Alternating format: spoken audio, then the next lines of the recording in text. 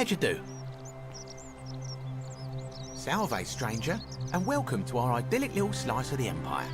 I'm Dacius. You mean how did I end up here? That is a lengthy tale.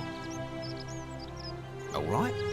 Well, you see, I'm in the business of procuring rare and precious objects liberated from the enemies of Rome. Mostly sculptures, vases, the occasional slave, fetch a magnificent price in Roman high society. Had myself a nice little shop in Rome just off the Forum. Lots of foot traffic and close to the docks. Good place to be when the fires broke out. See, about 7 months ago, half of Rome caught on fire. Everyone who couldn't get to an outer gate was running for the river, hoping to escape by barge. So I gathered my coins and some priceless vases into a cart and had my most loyal slave girl, pretty young thing named Acantha, push it for me. All the way down to the river, I'm elbowing for a stampede of people, turning back now and then to make sure she hasn't legged it with my valuables. But, to my surprise, we make it, and I see this barge loading up, and it's so full it's almost sinking. But the captain's happy to take my coin, so I start boarding, and then he puts his hand on my chest and he says, "No, too heavy. The cart or the girl." So I did what anyone would have done. Of course I chose the cart. I mean, I can always buy a new slave girl if I still have my money. So I put my hand on the cart, and I guess she realised what was happening because those pretty black eyes of hers go all wide. And in one swift motion, she topples the whole bloody thing into the Tiber. Naturally, I dived in after it, hoping to salvage my fortune. Only, I guess I must have hit my head or something, because everything went black. When I came to, I'd washed up on the riverbank, not far from here, with nothing in the world but a single silver coin.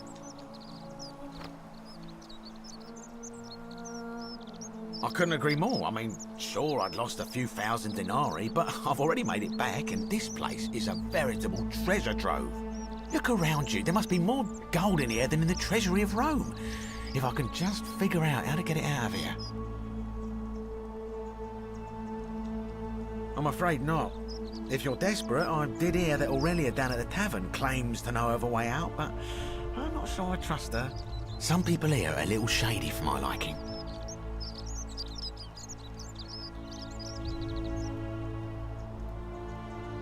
It's terrible for inflation is what it is.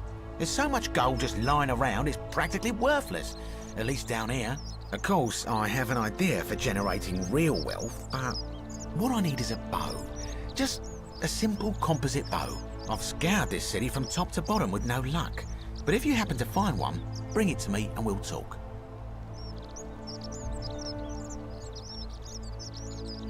Oh, well, technically yes, but that just means you'll need to be a little discreet. Thank you, friend. Malleolus. I mean, Sentius couldn't even keep his daughter safe. What hope does he have of protecting us?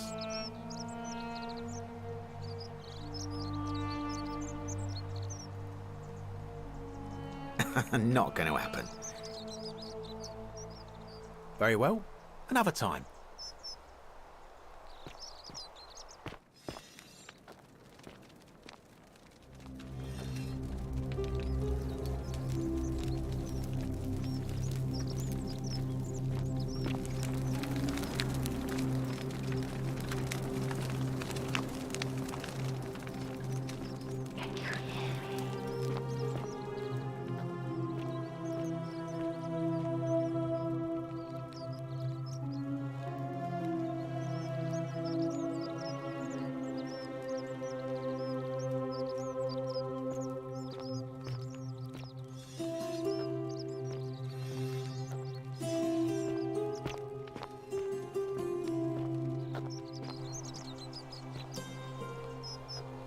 Wonder how much one of these statues is worth on the outside.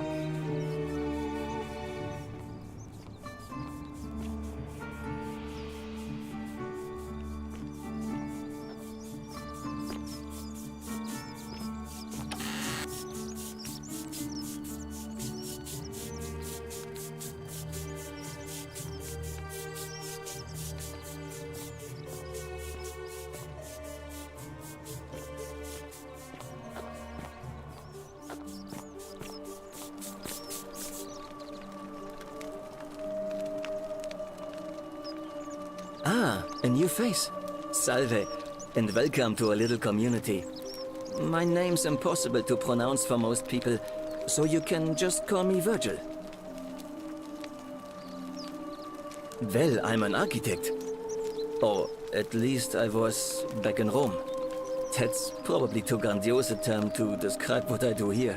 Help out with repairs and try to stop old buildings from collapsing on people, that kind of thing. But you probably don't want to hear about the ingenious architecture or mysterious history of this place. Oh, I'm glad you asked.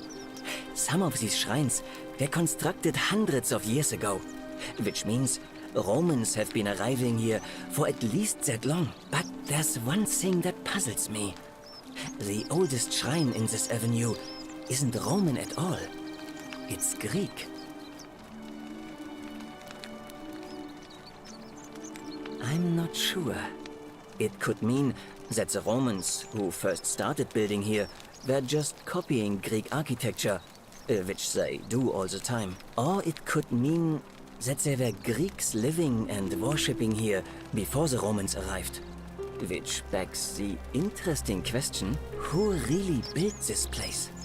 And could it be far older than any of us imagine? If only there was a way we could talk to the people who came here before us. The stories they could tell. Gladly. Personally, my favorite thing about this place is the aqueducts. Those series of adjoining arches. They're an ingenious feat of Roman engineering with a very practical purpose.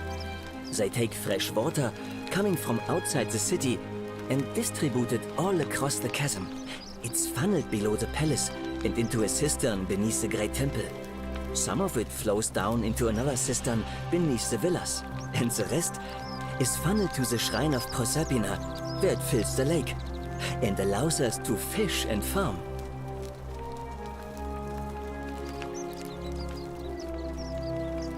Hey, not so loud. Just talking about that could anger the gods for all we know. I'm not saying it's impossible, but you'd have to find a way inside somehow. Just, please, try to be a bit more discreet about it.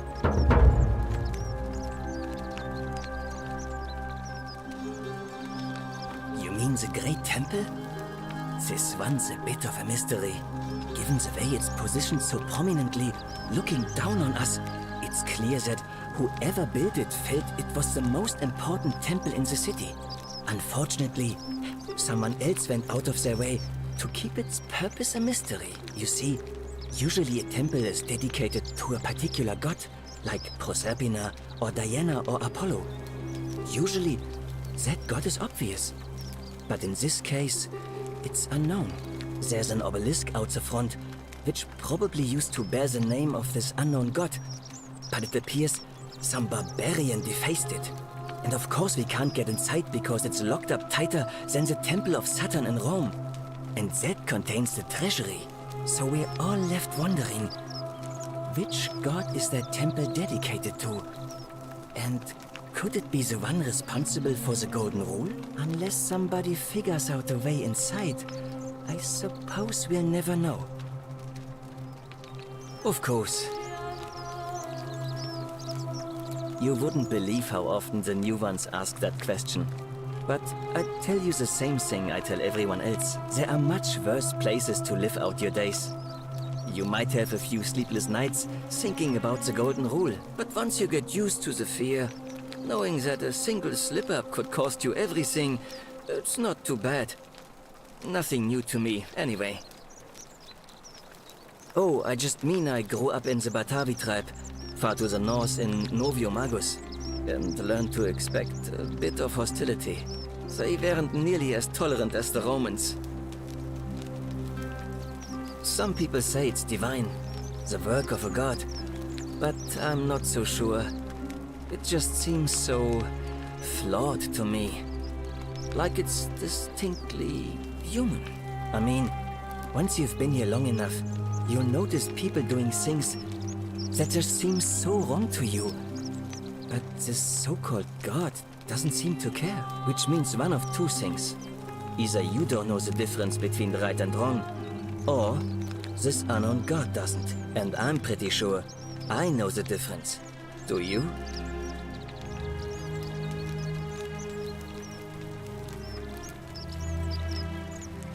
Good. Then I hope you'll agree that there are only two ways of dealing with unfair rulers. The first is to leave. The second is to remove the ruler from power. And it seems leaving may not be an option.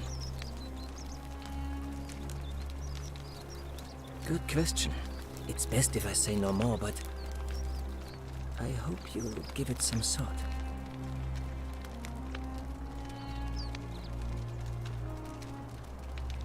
Look, I haven't done anything wrong, if that's what you're thinking. Somebody just has a problem with my preference for male company. Hey, nothing gets by you, huh? Sorry, that was mean. Yes, I like men. And when you grow up in the north, as I did, in the city of Noviomagus, you expect a bit of hostility. The Batavi are not known for their tolerance. I saw enough friends killed or driven away to know the cost of not keeping your personal affairs to yourself. So I hid who I was for, what was it, nearly 10 years? Watching what I said and where I looked. But that kind of fear eats away at you slowly, until living isn't any better than the thing you were afraid of.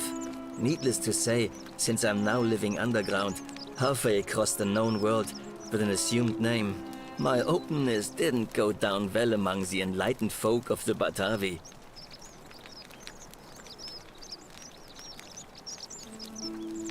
In any case, the Romans are far more accepting, and among them, I get to be who I am. Or at least, I thought that was the case. It seems I was wrong. It's not just graffiti. I have quite a collection of handwritten notes too. The strange thing is, I keep my personal affairs to myself. I've never really been interested in any of the men here. Not my type. So I'm not sure what I could have done to upset this person. If I had to guess, I'd say it's probably one of those cultists. Strange bunch. They insist there's only one god, and that he considers my nature a sin. Can you believe that? If there are any of them here, they won't admit it. Not since they supposedly burnt down half of Rome last year and went into hiding. All I know is, if these threats keep escalating, eventually my secret admirer is going to cross a line and break the golden rule.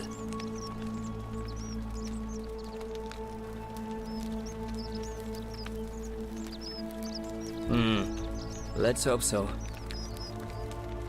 Well, Malleolus is talking about loosening some of the restrictions in this place. And while it's all a bit vague, at least he has a vision. My vote isn't for sale, if that's what you're asking. Nice to talk to you.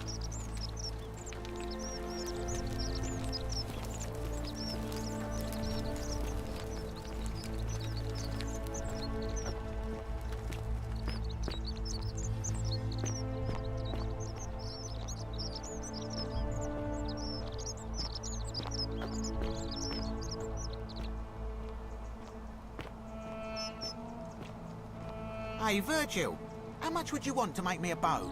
For the last time, Dacius, I'm not making you a bow. But why? You know why. But how am I going to defend myself against someone else with a weapon? There are no other weapons in the city. We all went along with the magistrate's weapons ban, so it wouldn't be an issue. That's why I've got to get in first before someone else beats me to it.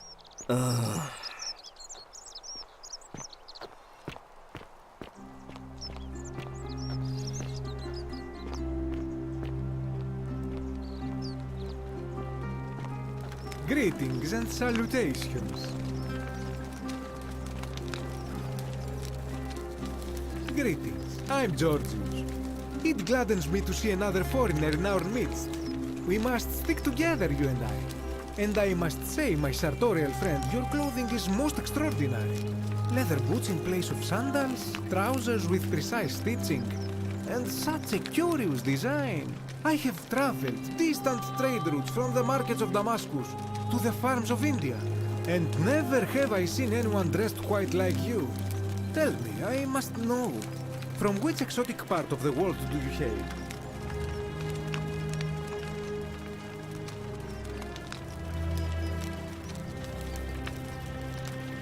Then you are an explorer, like me. Wonderful. You must have many stories to share. I cannot wait to hear them. We will have much time here to get to know one another. But for now, do you require assistance? I know you do not require clothing, so information perhaps? My story? How kind of you to ask. I am a tailor and I run the humble shop in the forum. You mean to say, with all the turmoil and terror of the Golden Rule and so few customers, why bother setting shop at all? I'll tell you, it is precisely because of the Golden Rule that I wish to remind my friends of the importance of looking one's best. I say, the more of our customs we preserve down here, the more we can preserve a semblance of normality, the better our chances of keeping our health. Don't you agree?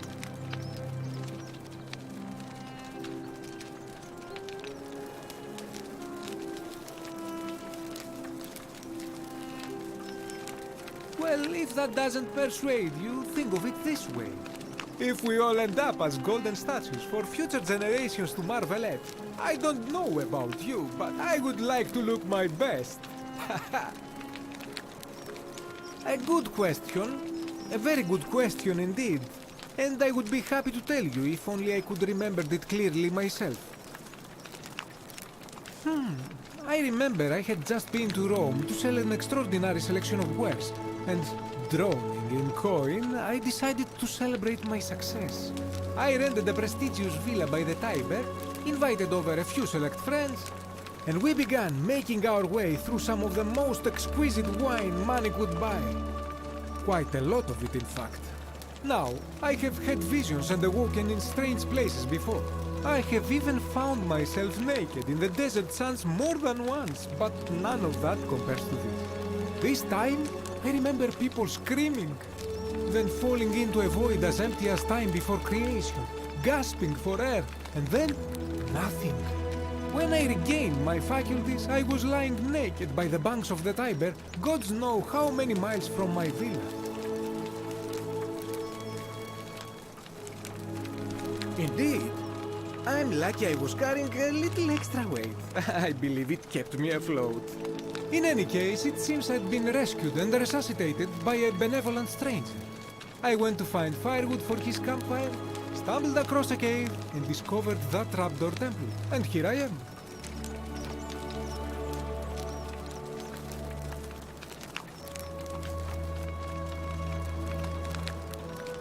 Anything you like. Shh! Not so loud! What are you playing at? Have you not been told about the last attempt? Oh, then I suppose this duty falls to me. It is a long story. Of course, the first question any of us asks when we first arrive is, how do I escape? It is only natural after all. And scaling the chasm wall is out of the question, for it is simply too steep and too far. But as they say, if the wind fails, use the oars. And here the second option is to leave the way we came in, through the shaft above the bathhouse. See, the shaft is quite high, but if one gathered up enough wood, one could make a series of ladders and climb one's way out. They have. I am getting to that. There was an attempt made by resourceful fellows who lived here some years ago. They even decided to keep records of their escape attempt for posterity. Unfortunately, as soon as they began to carry the first ladder down the hallway, they heard a godlike voice shake the entire city, and that, tragically, is where their tale ends. So it seems that to merely attempt escape is to invite the wrath of whichever god oversees this place. And so I say, it is best to not even discuss it aloud. Ah, yes. The many shall suffer for the sins of the one. As a Greek, this is nothing new to me. It is how our gods operate. Have you not heard the tale of the god Hades? He was the first to learn this dreadful lesson when he abducted Persephone and imprisoned her in the underworld. When Demeter, the mother of Persephone, learned of this, she did not punish Hades, the guilty one. Instead, she changed the climate of Earth so that it became hot and dry. Nothing grew. The grain turned to empty husks and the rivers dried up. Innocent people died by the tens of thousands until at last the other gods were forced to act, lest they have no worshippers left. So yes, we know this rule. This has always been the case. The Golden Rule has merely brought it into focus. If we are to survive, I say we must each keep the simple wisdom of Thales of Miletus, first of the 7 sages of Greece, who said, "Avoid doing what you would blame others for doing."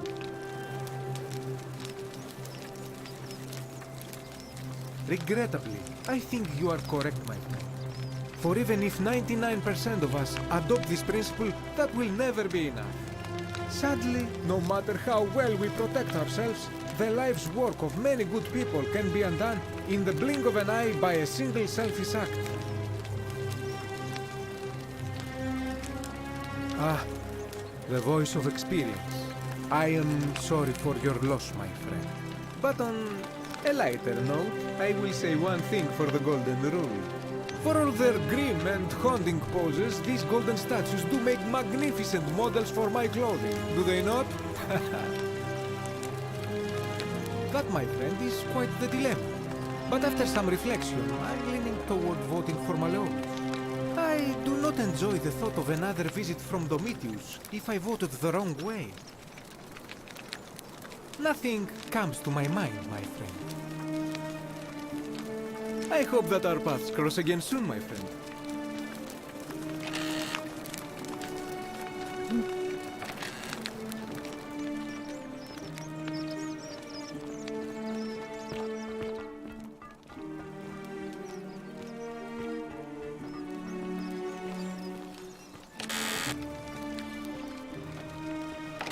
This part of my shop is off limits, even for you, my sartorial friend.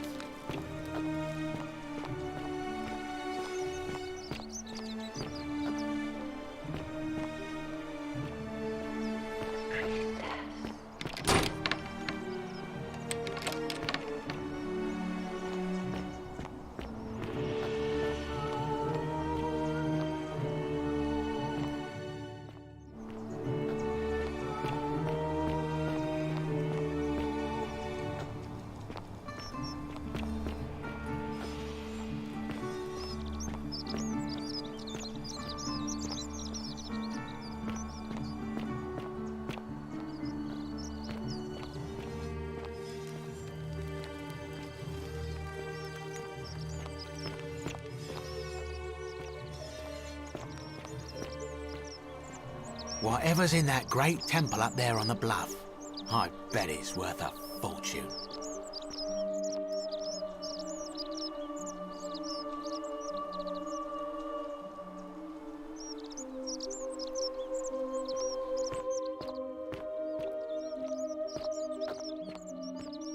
Wonder how much one of these statues is worth on the outside.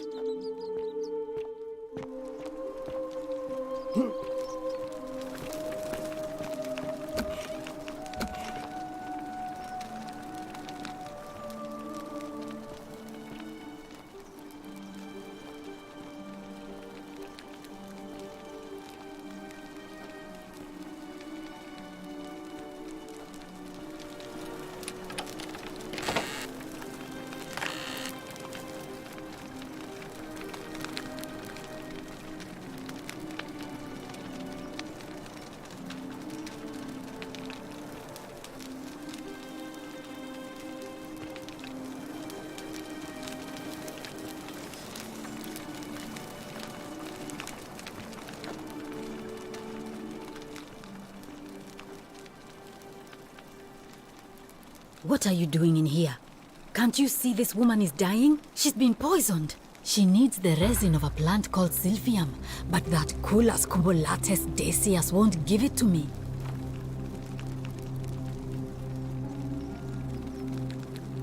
It's too late. She just slipped away.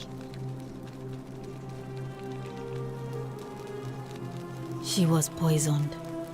She came in here frothing at the mouth. Normally, I'd treat her with resin of silphium, a rare plant which is perfect for this sort of thing.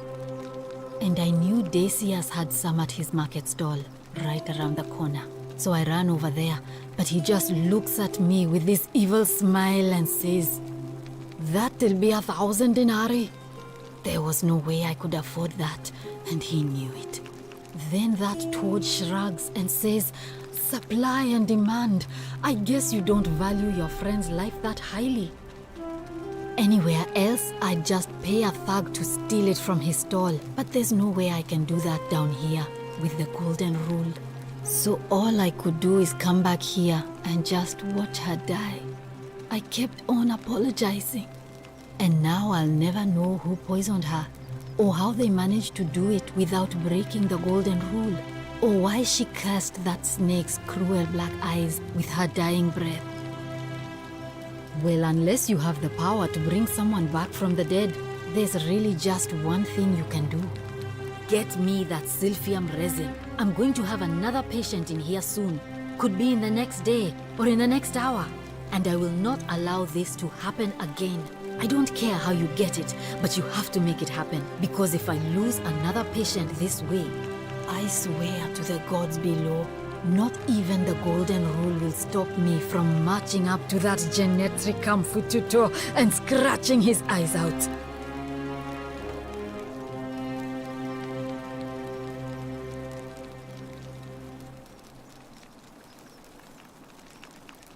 Then you'd better get me that silphium quickly, hadn't you?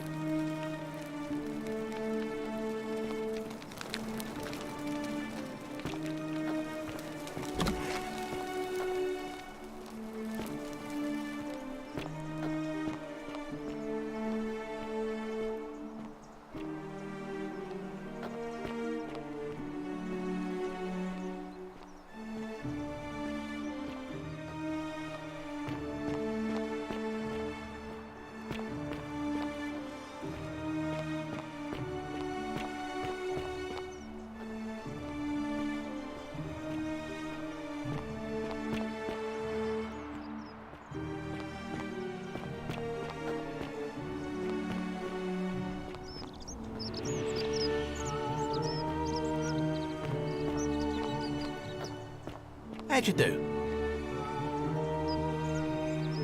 Ah, back again, I see. Terrible shame what happened to Yulia. But we just have to carry on, don't we? Certainly. All I ask is a reasonable price of 1,000 denarii.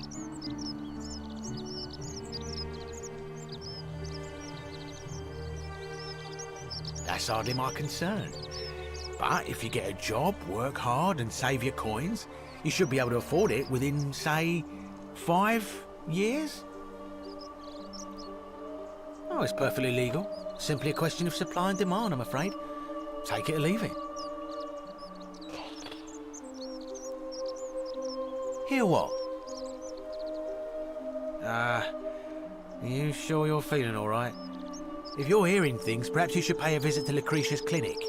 We don't want another Navia on our hands. She claimed the statues were whispering to her. Nobody else could hear it. Then she shut herself in the palace and we never heard from her again. But I digress. Do you want this silphium or not? Very well. Perhaps I can interest you in something within your budget?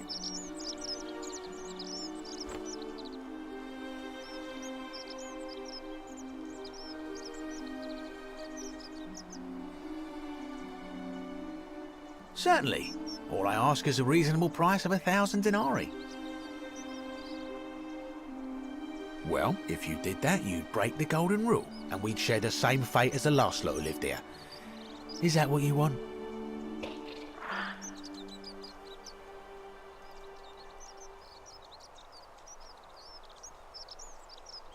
Do you think I don't know a bluff when I see one? Nice try.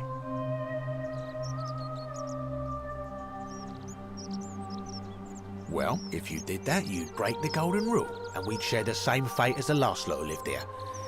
Is that what you want?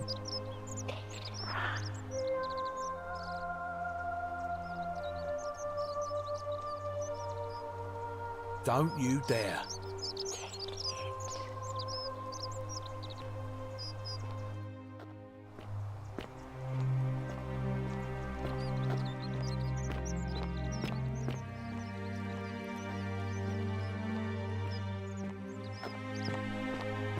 Salve.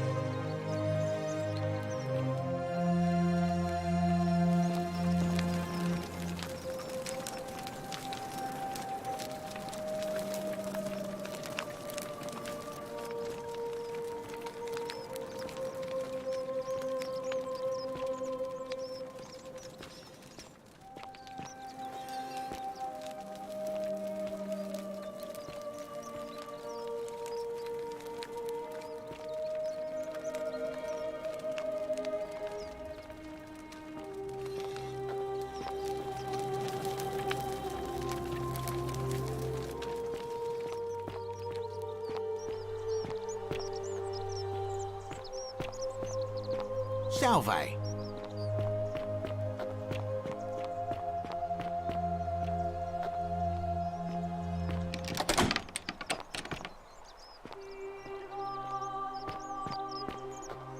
Greetings and salutations.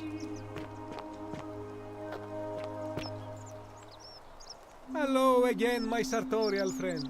What is on your mind? I hope that our paths cross again soon, my friend.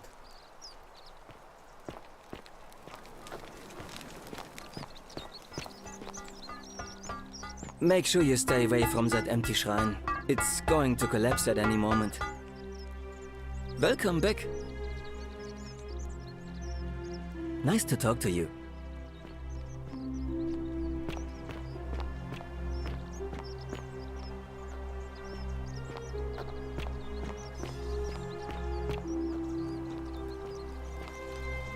Help!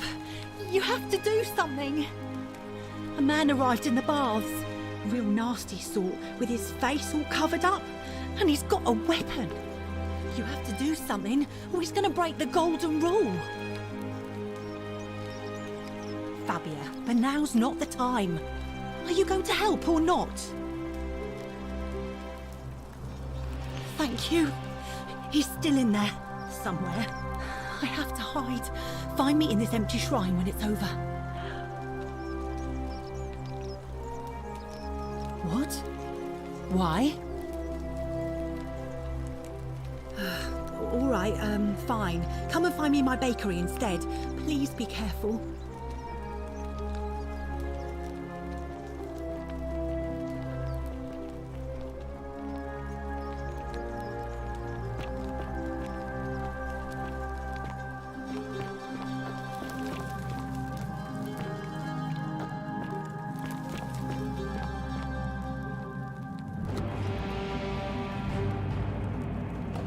Stop right there. I'm looking for Tiberius Quinctius Crispus, otherwise known as Quinctius. Do you know where he is?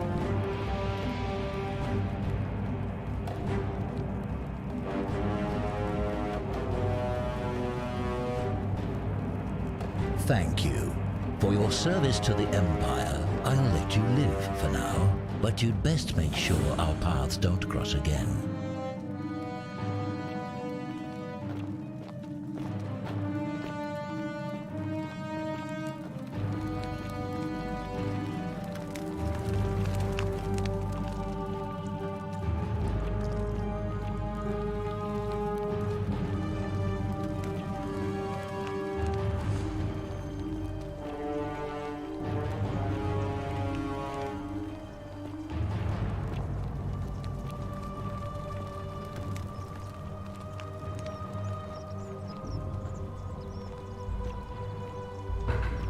Curse you, cultist!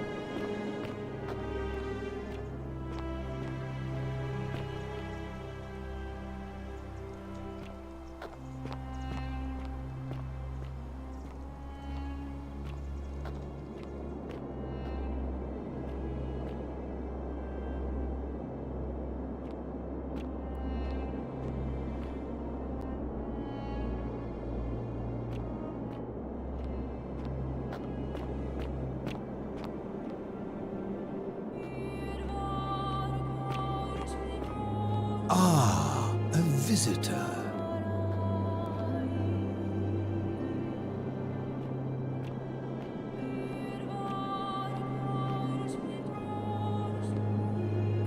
Welcome, welcome. May I ask your name?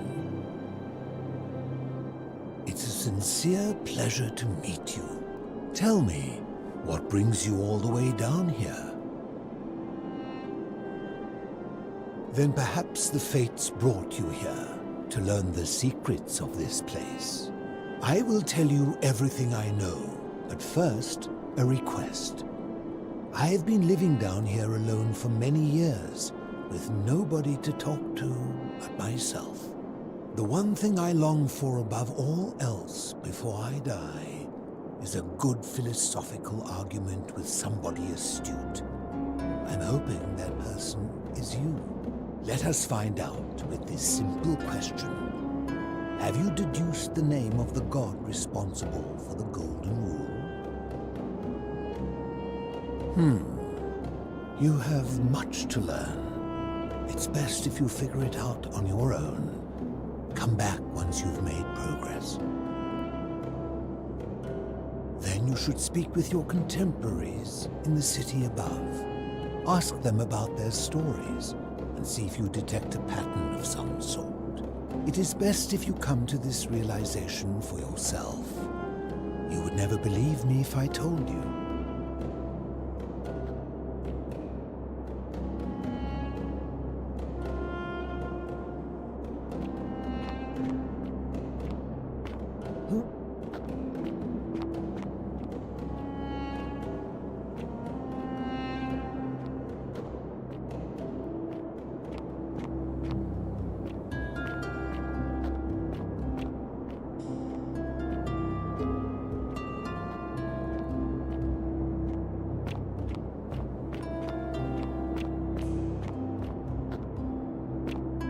Ah, you've returned.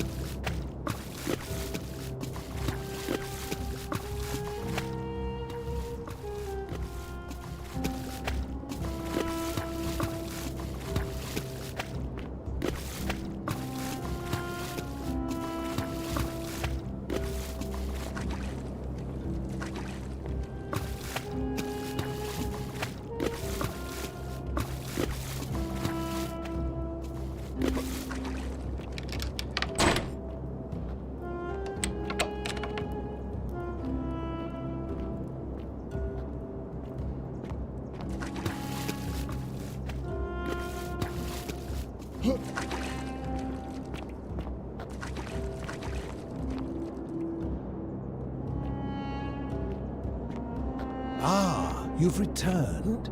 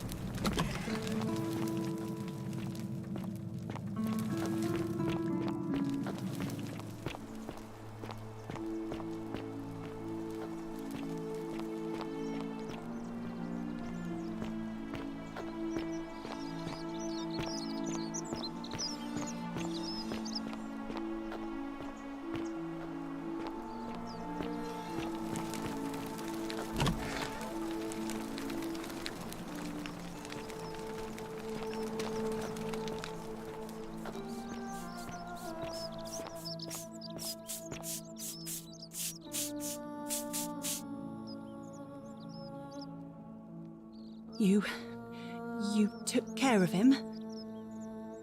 An accident? So, it's over? Oh God, that's such a relief. I really thought we were all going to die. I do have a question though. That shrine, the one I was going to hide in, did you know it was going to collapse?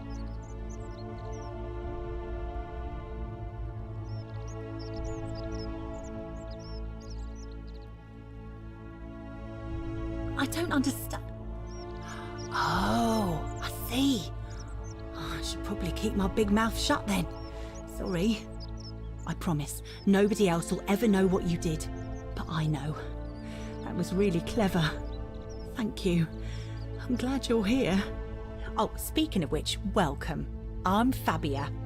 Sorry I was a bit frantic before. Need anything? Oh, there's not much to tell. I mostly just bake bread and try to help out where I can. I suppose it all started about 8 months ago. I was living in Rome with my family when I got sick. Terrible timing. My pa had just arranged a husband for me, a fisherman's son. I was about to meet him for the first time when I came down with an awful fever. I spent the next week in bed. Pa paid priests to make offerings to Asclepius, a white rooster, then a goat. But nothing worked. In the end, they decided I'd do better outside the city. Clean air in the countryside would do me good, they said. But after about a day in a carriage on the Appian Way, I was getting worse, not better. I remember closing my eyes for a bit, and I guess I must have fell asleep, because when I opened them again, I was in a forest by a river. I suppose the driver took off with his fee and left me for dead. Can't say I blame him. I wouldn't have wanted to catch what I had either. Anyway, I went searching for help, stumbled across the trapdoor temple, and here I am.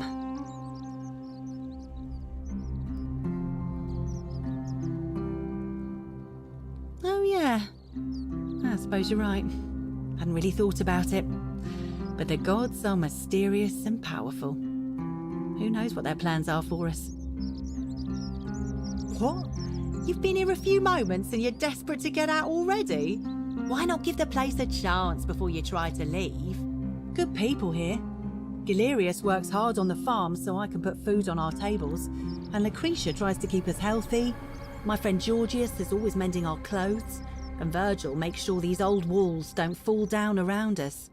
Well, he does his best. I'm just saying, there are worse places you could live out your days. Well, I can tell from your funny accent you're not from around here, but that doesn't mean you don't belong, does it? Oh, I try not to worry about it. I mean, if people are nice to each other, we won't have anything to worry about, will we? You're funny. I bet my friend Georgius will like you, and those interesting clothes of yours. And I'm sure he'd love to chatter about the Golden Rule with you too. He'll be just across the forum in his shop.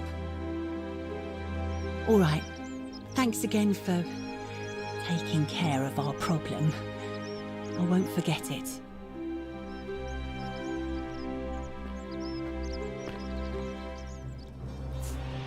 You there?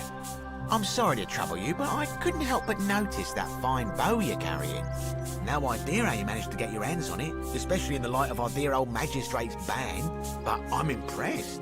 And before you ask, no, I wouldn't dream of trying to buy it from you. I have no use for a wooden bow myself. But I would like to propose a joint business venture of sorts. Tell me, do you have any idea how people here end up as golden statues?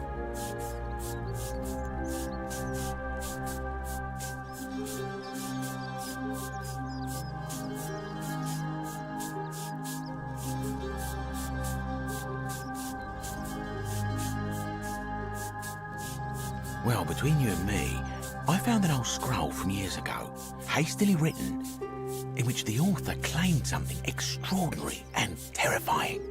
He wrote that when the Golden Rule is broken, statues spring to life all over the city, wielding golden bows and begin firing golden arrows at the inhabitants. Supposedly, 1 or 2 of those arrows is enough to turn a full-grown man into gold. Now, of course, that is a travesty, a terrible, horrible waste of human life, which has to be stopped.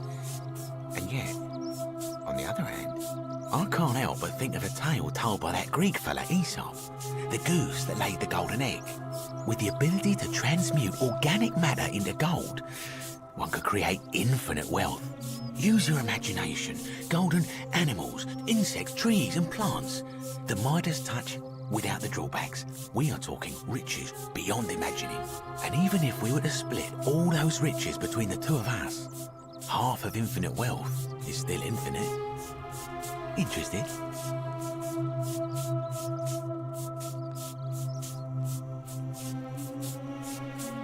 Look, I might have skimmed over that one, but don't be so pedantic. Are you interested or not?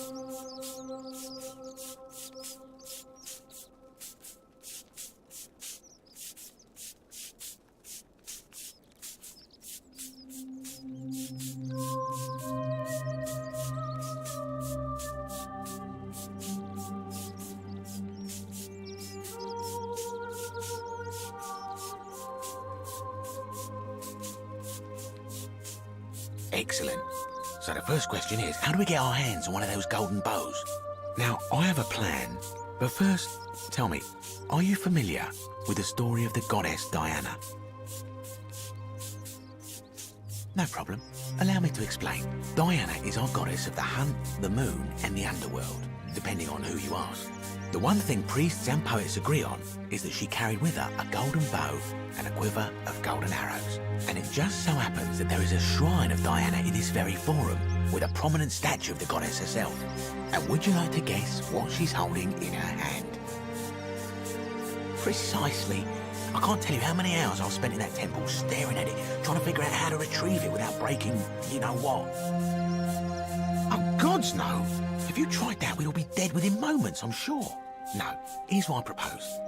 You give your bow to me, I cover it in a thin layer of gold leaf, and we create a replica of a golden bow. Then you enter the shrine, extinguish the braziers, and under cover of darkness, swap out the fake for the original. It's not theft exactly, it's more of a trade. But make no mistake, this is a dangerous path, and there's no way of knowing where it will lead. But in my experience, all the best adventures begin with a risky first step. Now, you must have questions. Ask away. Because the gods would see you, of course, hence my proposal. I'm more of an ideas man, whereas you're obviously the more resourceful and heroic type. I have complete confidence in you.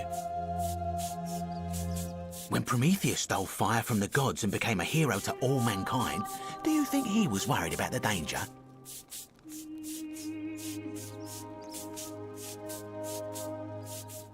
Only because he was silly enough to get caught. So, are you in, partner?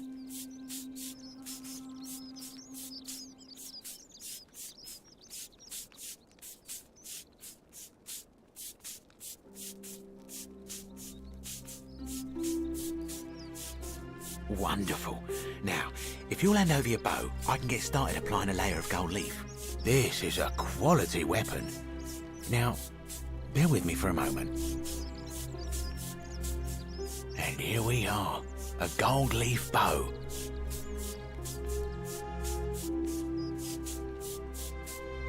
Now I've gone and unlocked the Shrine of Diana for you, so as quick as you can, head on inside. It's just at the end of the street on the left. May the gods not watch over you.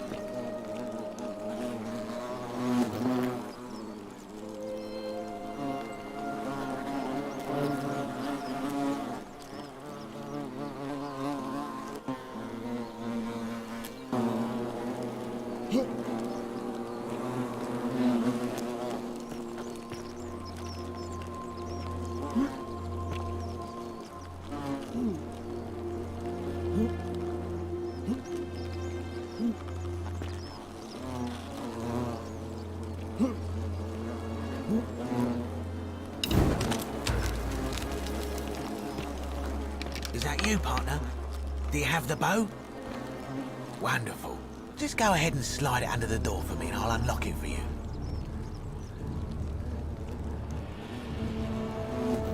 A little bit slow, aren't you?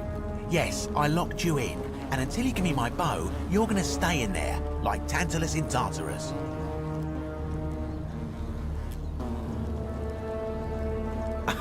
No, technically, I never said that. I said, if we were to split all those riches between the two of us, infinite wealth is still infinite. It's hardly my fault if you can't tell the difference between a hypothetical and a promise, now is it? Oh, I do love a good loophole.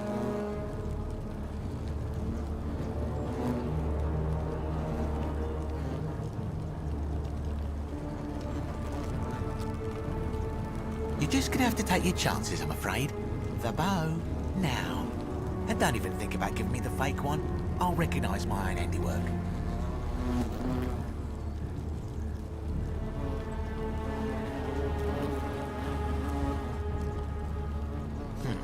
I would reconsider my position quickly if I were you. I'm not sure if you noticed, but you're stuck in there with a hornet's nest, and they can be rather aggressive toward intruders. You know, some say it takes 27 hornet stings to kill a man, but I always wondered how anyone could have known that. Let's find out if they were right, shall we?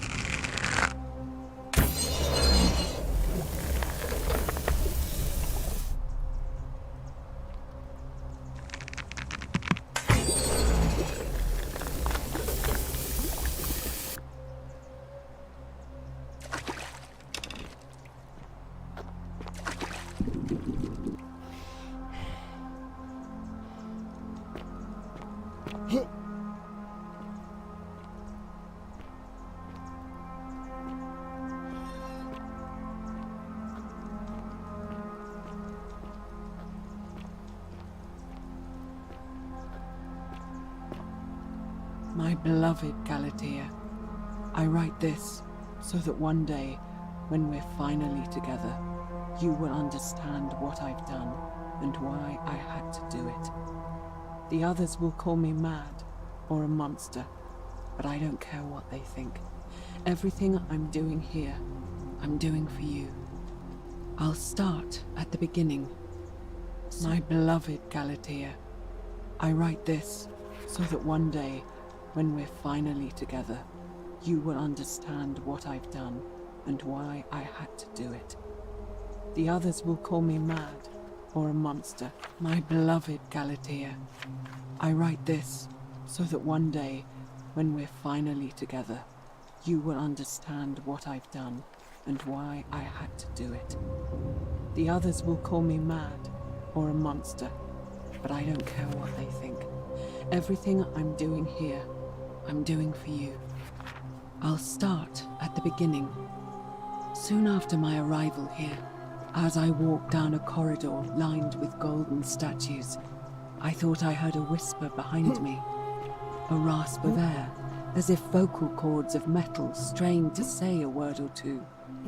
I tried to dismiss the idea, tried to concentrate on my work as the city's medic, but that tortured whisper haunted me.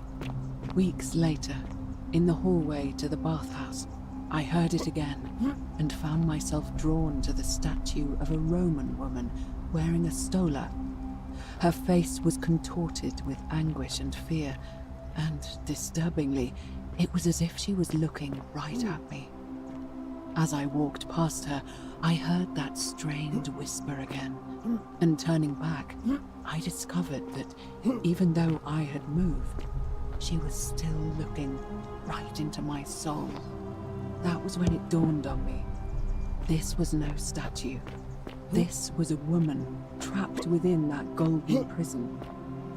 Naturally, I told the others, but when I could not reproduce the results of my experiment, they would not believe me. But from that moment on, I knew the full horror of this place. Immobilized within these statues are living human beings. It was that day, my love, that my heart broke.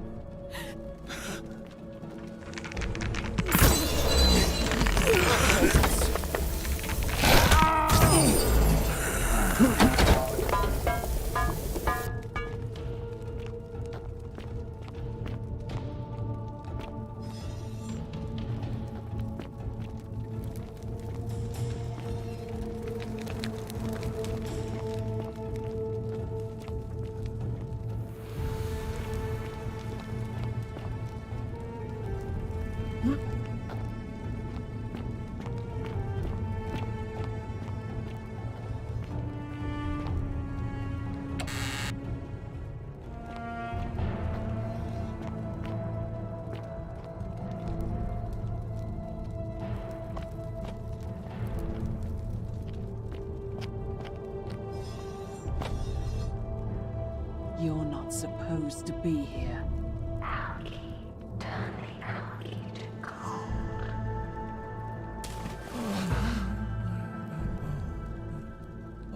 Please. Help us.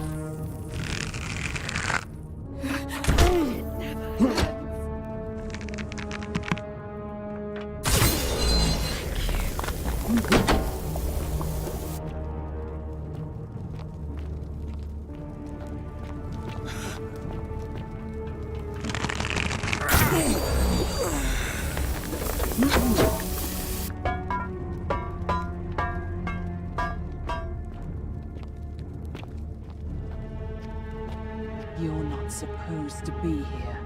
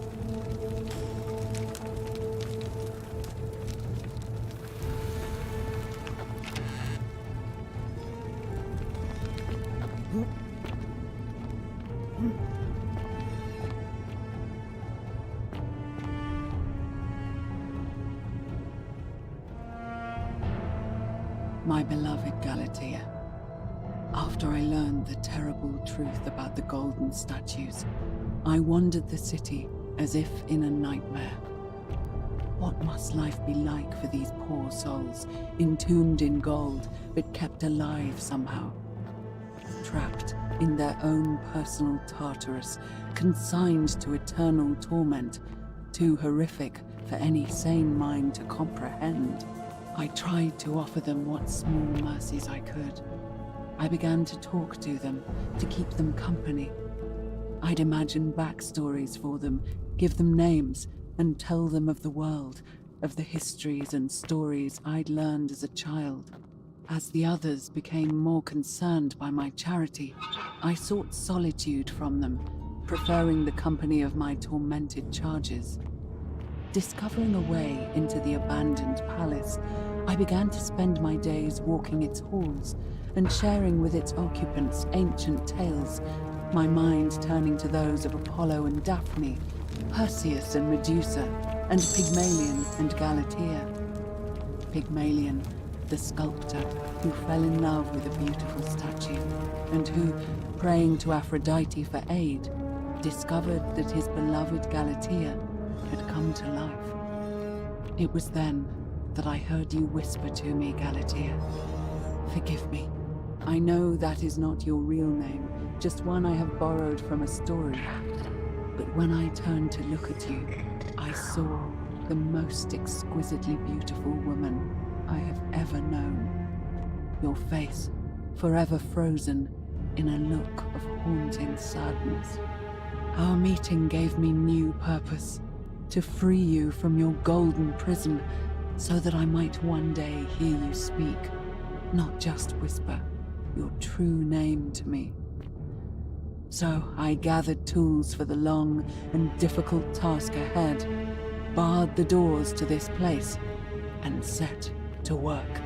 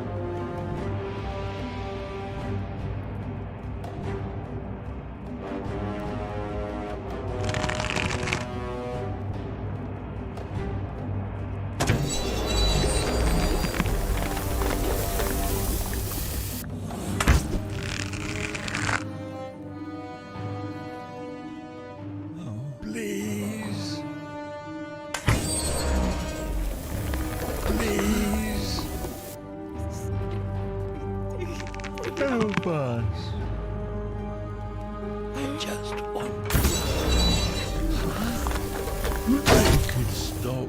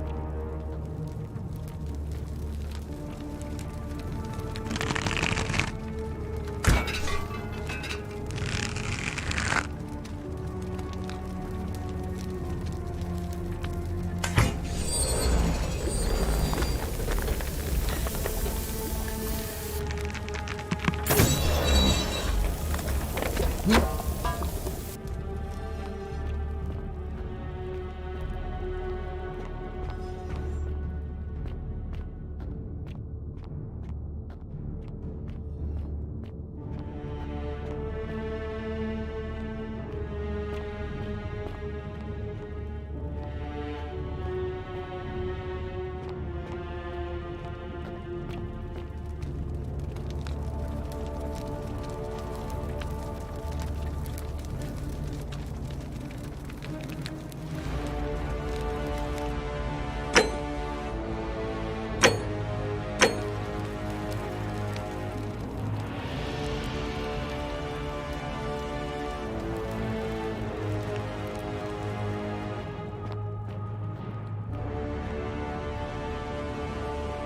beloved Galatea, my attempts at freeing these souls from their golden prisons have not been going to plan.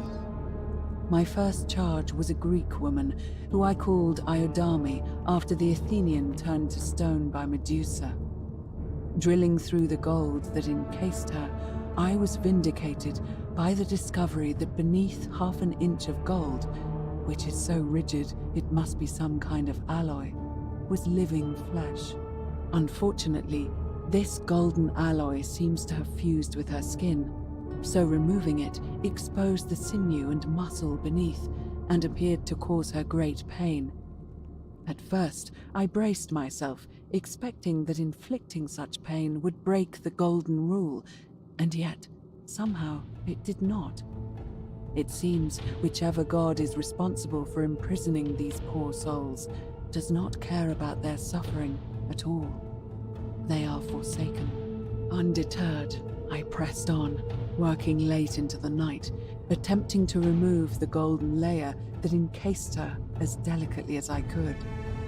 Eventually, I was able to free most of her body, but when I released her from her restraints, her first act was to lunge for my throat, clawing at me with all her strength and those sharp metal talons.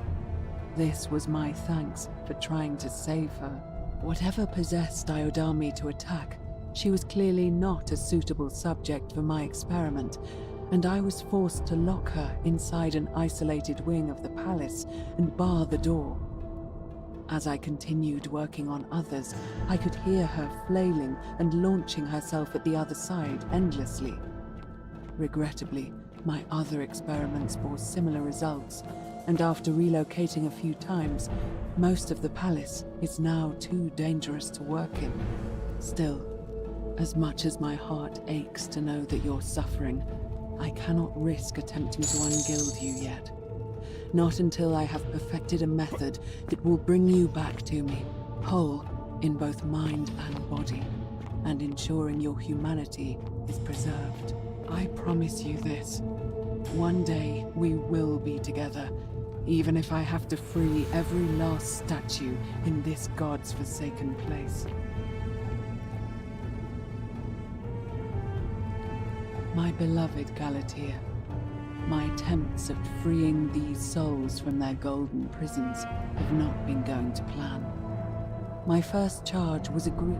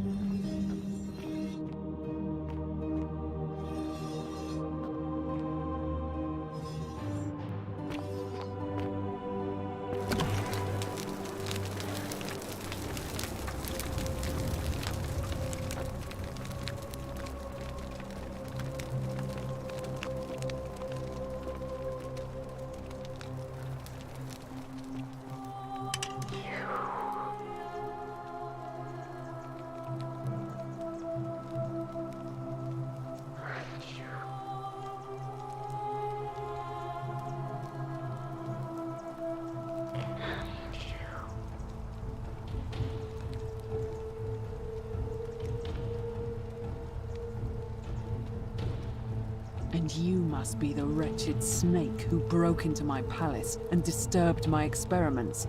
And, worst of all, look at what you made me do to her. This never would have happened if you just stayed away. You're going to pay for that.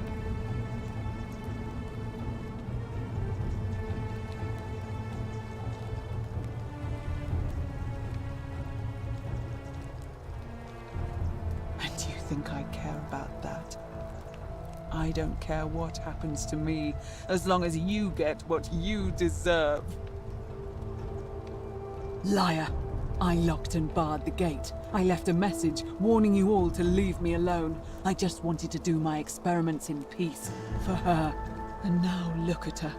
You made me turn the most beautiful woman I've ever seen into this. Look at her. She's in agony. All I wanted was to spend my last moments with her, to see her beautiful face, to hear her speak freely, instead of in those cryptic whispers. But as soon as I began my work, she stopped whispering to me. And now I discover she started whispering to you instead. What's so special about you?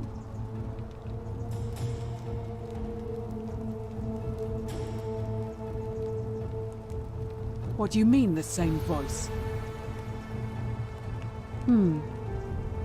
Yes. I remember when they used to whisper to me. They did sound similar. I just thought it was because all voices sound the same when they whisper. But now that I think about it, they were all benevolent and seemed to share a common knowledge. But if these bodies are mere conduits for that one voice, then this body is nobody. And everything I've done here was... Wait, I see what you're doing. You're trying to steal her away from me. Were you planning to wait until I'd done all the hard work, then swoop in? Is that it? Liar! You tried to steal her away from me, and now look what you made me do. Give me one good reason why I shouldn't peel you too. What? What are you talking about? Wait. So you're saying you weren't coming for us?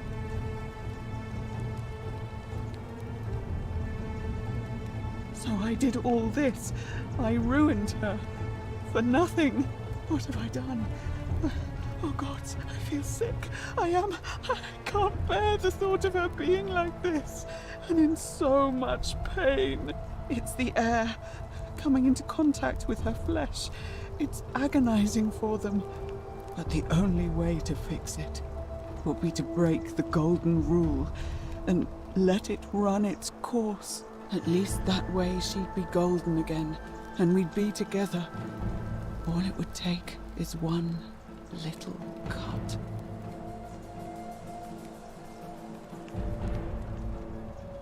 It's too late. There's nothing you can do. I have to do this. I'm sorry.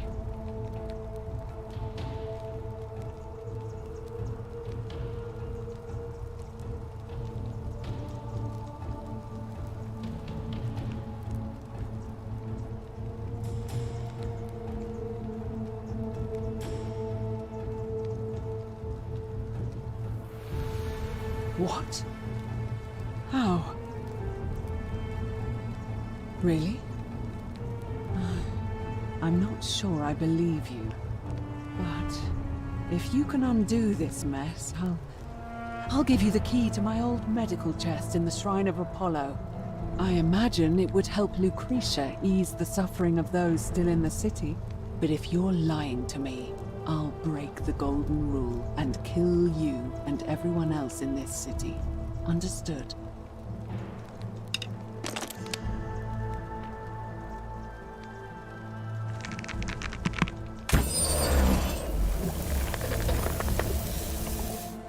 You did it. You took away her pain. I don't know what to say. Thank you. Thank you. I swear I will never harm her again. I swear it. I'll stay here to keep her company. But these poor souls, what can be done for them? I've tried everything I can. I fear the only one capable of releasing them properly is whichever god doomed them in the first place. In any case, I must honor our bargain. Here's the key I promised you. It opens a chest in the Shrine of Apollo. I believe there are a few things in there which may be useful to Lucretia.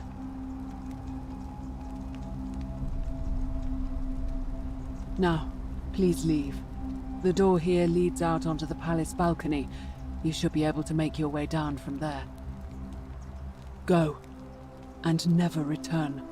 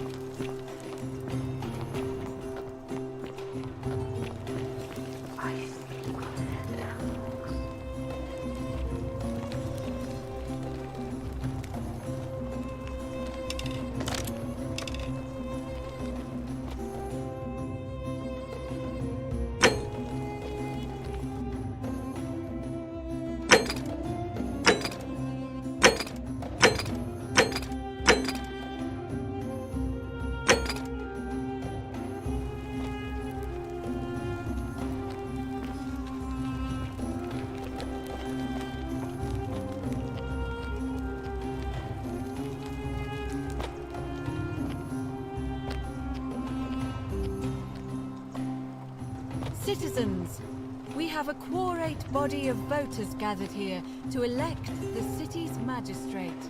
The candidates are Sextus Sentius Imperiosus and Marcus Malleolus Gurges. As agreed, we shall dispense with ballots and candidates will abstain from voting. Let's make this quick. As I say your name, call your vote. I'll start with you, Horatius. Sentius, of course. Georgius. Malleolus! Dacius. Malleolus. Galerius. I abstain. I'm just here to observe. Virgil. Malleolus. Rufius. Malleolus. And finally, Domitius. Malleolus. Who else? Citizens, you have made your decision. Your new magistrate is Marcus Malleolus Gurges. Hail, Magistrate Malleolus. I said, hail, Magistrate Malleolus. That's more like it. Thank you. Thank you. I am delighted and deeply honored to have been elected your magistrate. And now, I make this solemn promise to you, good citizens. Under my leadership, you will finally enjoy the freedom you deserve. No more shall you walk on eggshells, fearing simply to live and breathe, because the tyrant Sentius told you it was forbidden. For my first act as magistrate, I hereby announce a day of celebration to mark the end of an era. The myth of the Golden Rule is no more. The Golden Rule is real, you idiot. For his attempt to deceive us all, Sentius is hereby found guilty of treason against the Empire. What? I have committed no crimes. This is madness. His sentence: to fight for his life in gladiatorial combat against Domitius. Here and now for your entertainment. You have no idea what you're doing. You're going to get us all killed. Wait, I exercise my right as a Vestal priestess to pardon him. I will not allow you to do this. You're showing your true colors now, priestess. Your corruption sickens me. Domitius, ignore her. Proceed. This is insanity. You'll doom us all. Lies! It is time the Golden Rule was exposed for what it is. A children's fable, exploited by a treacherous leader to instill fear in all of us. This is why he's in his gladiator gear. They've been planning this all along. Shut up, all of you. The magistrate has spoken. I'm going to enjoy killing you, old man. The many shall suffer for the sins of the one.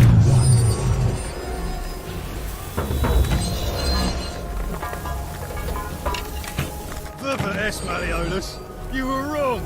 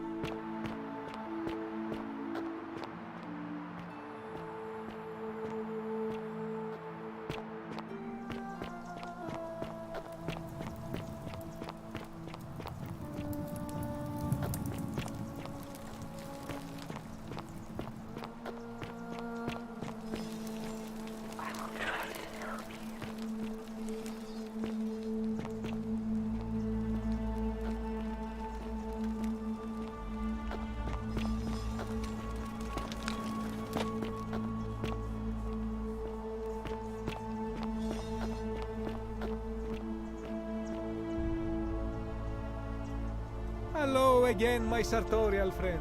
What is on your mind?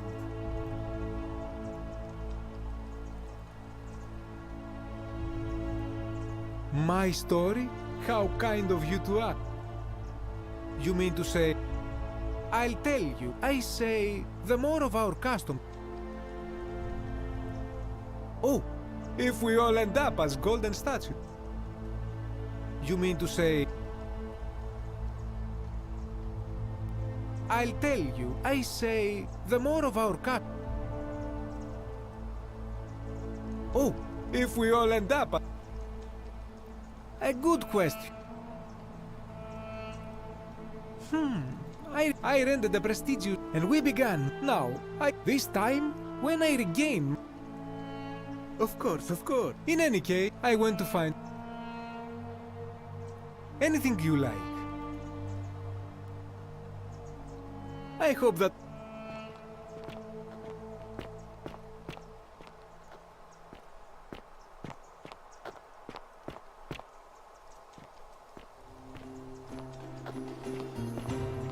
It's time! The election's on!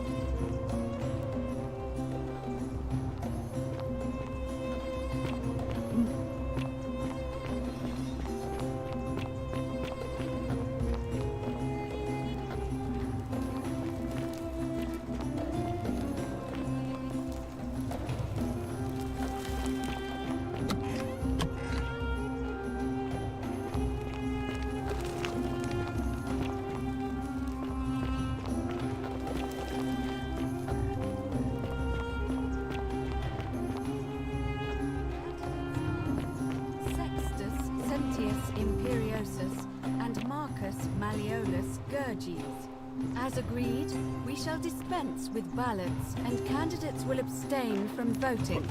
Let's make this quick. As I say your name, call your vote. I'll start with you, Horatius. Sentius, of course. Georgius. Malleolus. Dacius. Malleolus. Galerius. I abstain. I'm just here to observe. Virgil. Malleolus. Rufius. Malleolus. And finally, Domitius. Malleolus. Who else? Citizens, you have made your decision. Your new magistrate is Marcus Malleolus Gurges. Hail, Magistrate Malleolus. I said, hail, Magistrate Malleolus. That's more like it. Thank you. Thank you. I am delighted and deeply honored to have been elected your magistrate. And now, I make this solemn promise to you, good citizens. Under my leadership, you will finally enjoy the freedom you deserve. No more shall you walk on eggshells, fearing simply to live and breathe, because the tyrant Sentius told you it was forbidden. For my first act as magistrate, I hereby announce a day of celebration to mark the end of an era. The myth of the Golden Rule is no more. The Golden Rule is real, you idiot. For his attempt to deceive us all, Sentius is hereby found guilty of treason against the Empire. What? I have committed no crimes. This is madness. His sentence: to fight for his life in gladiatorial combat against Domitius. Here and now for your entertainment. You have no idea what you're doing. You're going to get us all killed. Wait, I exercise my right as a Vestal priestess to pardon him. I will not allow you to do this. You're showing your true colors now, priestess. Your corruption sickens me. Domitius, ignore her. Proceed. This is insanity. You'll doom us all. Lies! It is time the Golden Rule was exposed for what it is. A children's fable, exploited by a treacherous leader to instill fear in all of us. This is why he's in his gladiator gear. They've been planning this all along. Shut up, all of you. The magistrate has spoken. I'm going to enjoy killing you, old man. The many shall suffer for the sins of the one.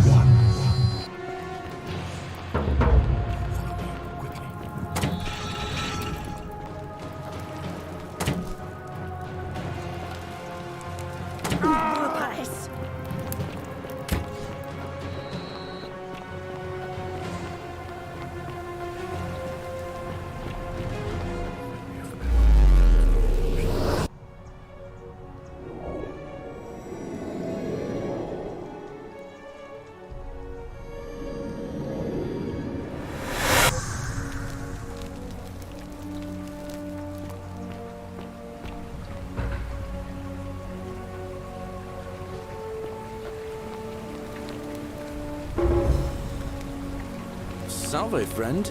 Mind telling me who you are and what you're doing with that bow on your back? Oh, sounds serious. I'm listening.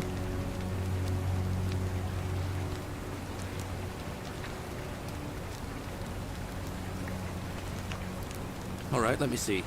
Stop Fabia going in, but send the new arrival to the empty shrine. Understood. I'll go. But once I'm done, I'll need you to tell me how you know all of this.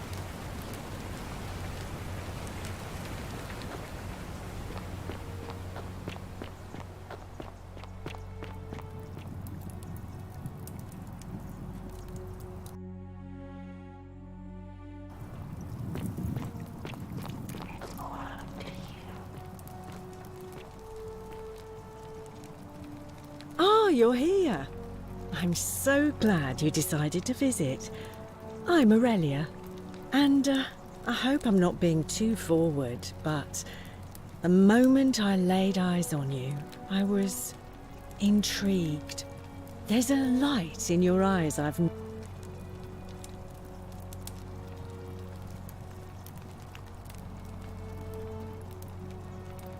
How dare you! Get away from me, you pig! Oh, do us all a favour and drink hemlock, Caput murder.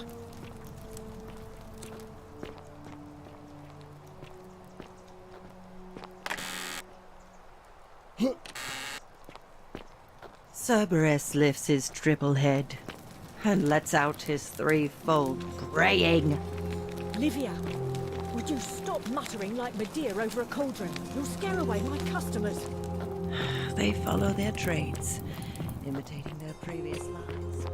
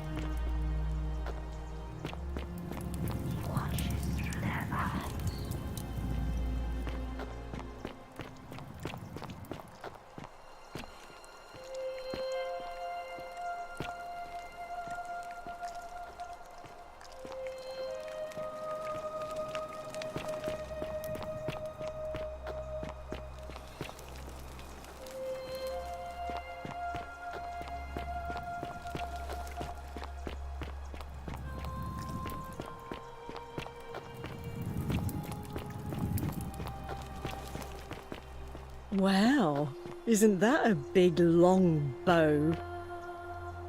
Oh, do us all a favour and drink hemlock, Caput Murder.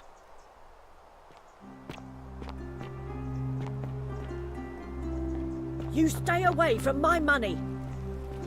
Ixion turns.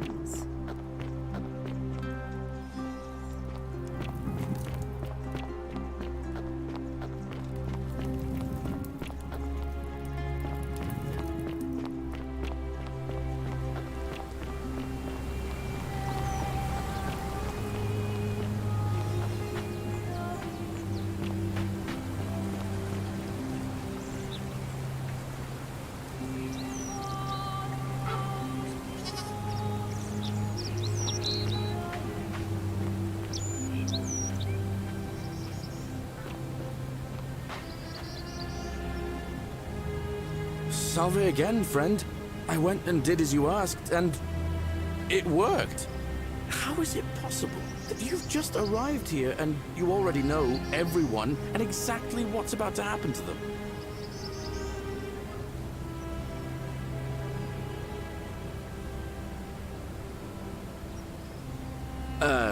You're toying with me, right? Wait, you're not kidding, are you? That's the only way you could have known. You're a bit like... Oh, what was his name? Sisyphus. Yeah, that's the one. Old King Sisyphus. Sisyphus was a Greek king a long time ago.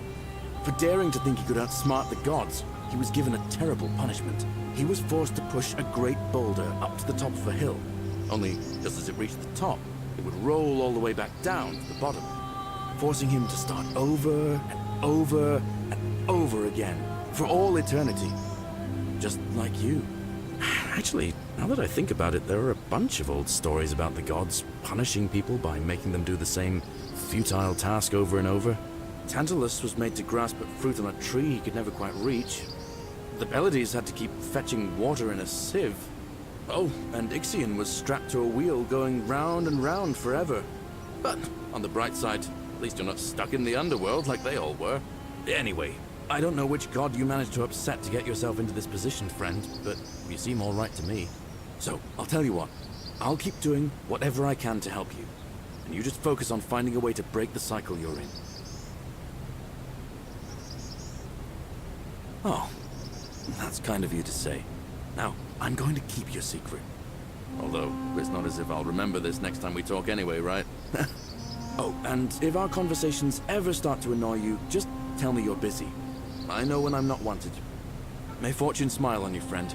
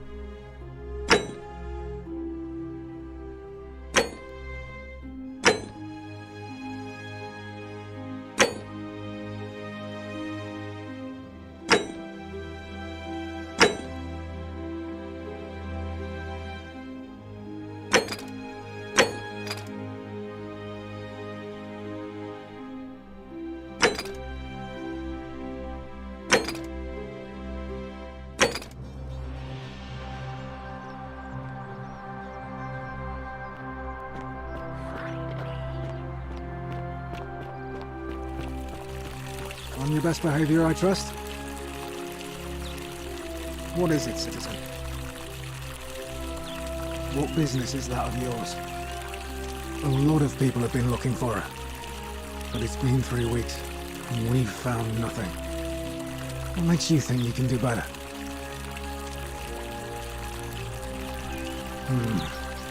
I suppose that's true.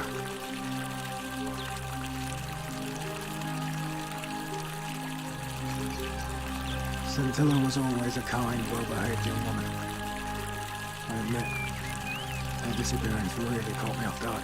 If anyone knows something, I'd expect it to be Sentia, Malleolus, Claudia, or Domitius. But none of them will tell me anything.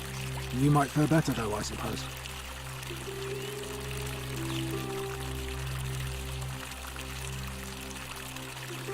Fine. All right. Please keep an eye out for anything that might lead us to Scintilla.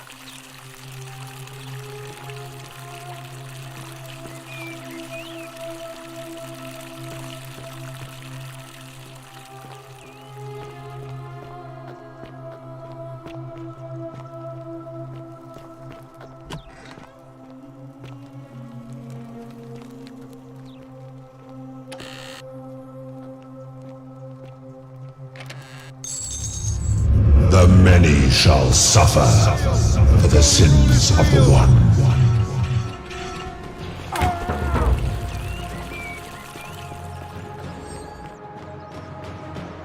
Son of this!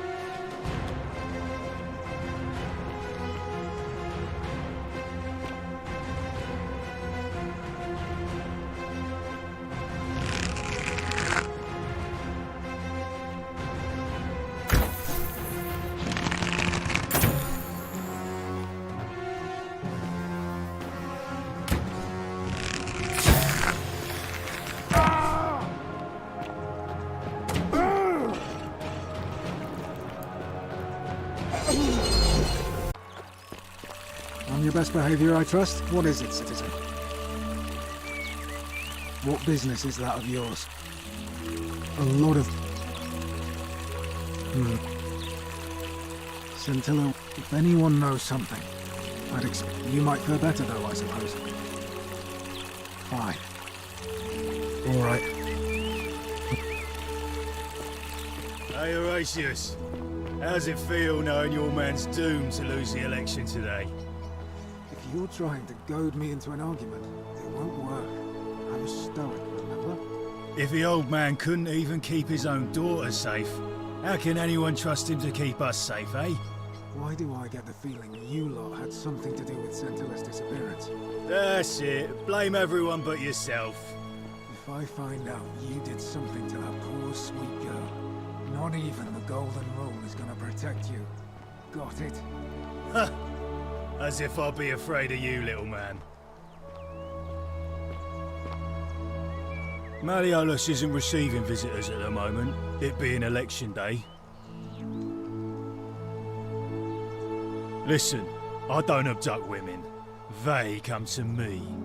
And they keep coming back, if you know what I mean.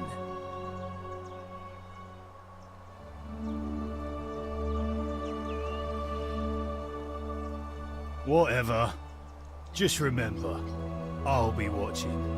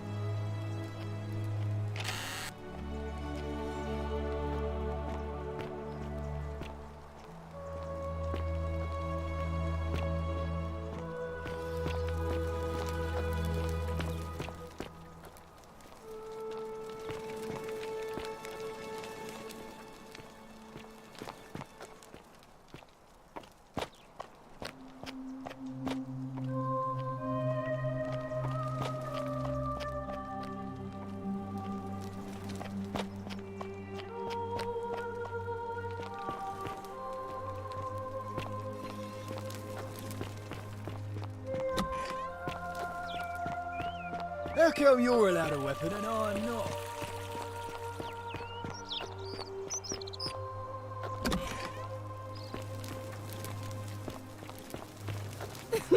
Whatever are you wearing?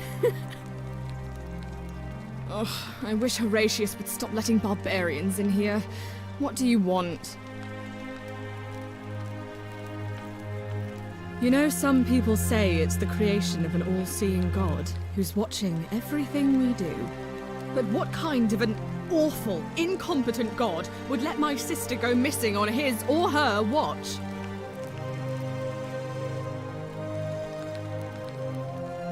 Did you hear that? Curse you, you coward! Where is my sister? What do you have to say for yourself? No response. Nothing. That's what I thought. I'm telling you, this mysterious god of ours has to be asleep on the job. Either that, or, like people are saying, it really is just a children's fable my father is exploiting to frighten us into behaving.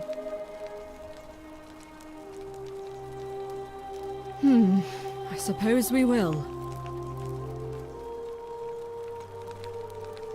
I trust you can see yourself out.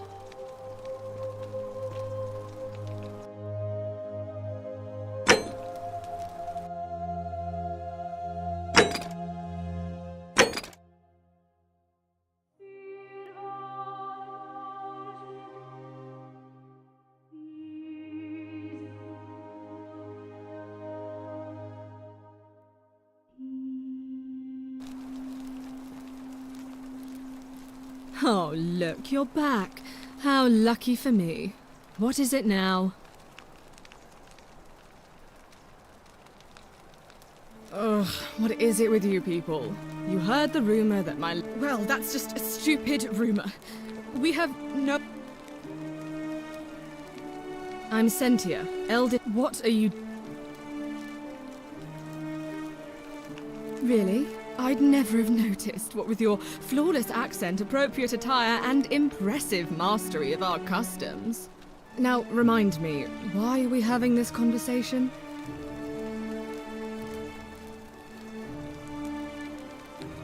You know, some people say, but what... Oh, I'd say it to their Did you hear that? What do you have? No response. I'm telling you, either that...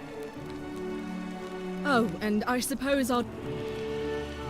I trust you can see...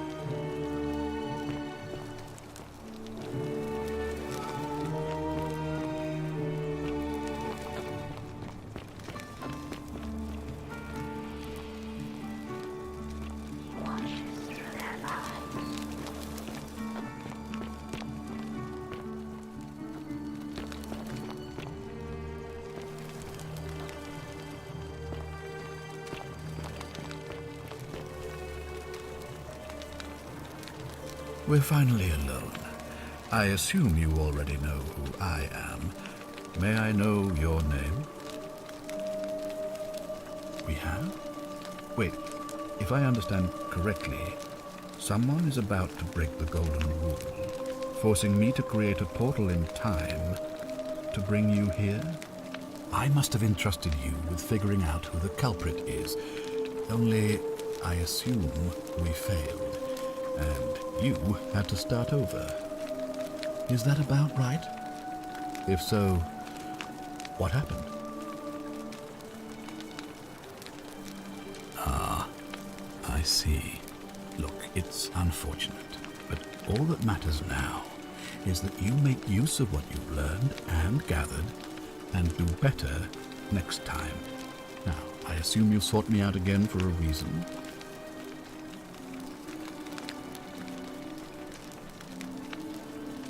Ask then. Good. Now, was there something else you wanted to discuss?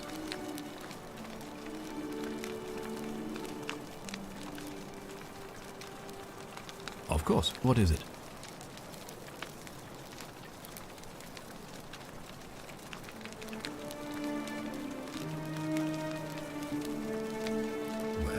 If you stopped one person from breaking it and you're still here, then there must be someone else about to break it still. Allow me to explain. When I discovered the ritual to Proserpina, the instructions came with a warning about paradoxes. The crux of it is this. If you do anything to change the course of history in such a way that your very being here is impossible, you will have created a paradox. To illustrate, when the golden rule is broken, I will open the doorway that will bring you here to prevent it from being broken. If you manage to succeed in saving our lives, then I will have no reason to open the doorway, and you will never have come here. A paradox, you see? The same thing would happen if you, say, inadvertently, allowed me to die. If I can't summon you, then you can't be here, obviously. If either of those things were to happen, I am given to understand you would be flung back to your original time, having changed the course of history for us and yourself. So the fact that you are still here means someone is going to break the golden rule, and there is yet work to do. Understand? Excellent. So it looks like you'll have to continue your investigation. Now, was there anything else you wanted to ask?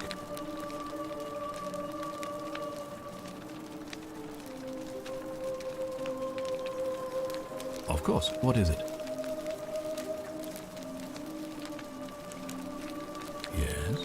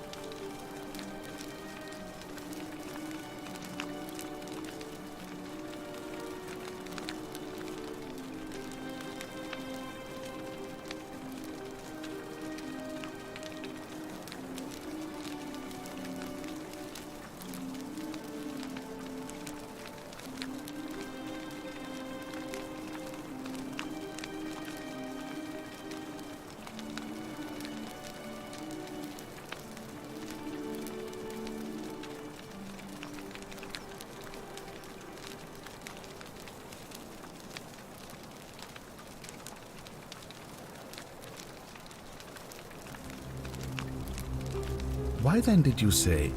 Oh, it doesn't matter. It looks like you'll have to continue your investigation. Now, was there anything else you wanted to ask? Thank you. I'll be waiting here for news.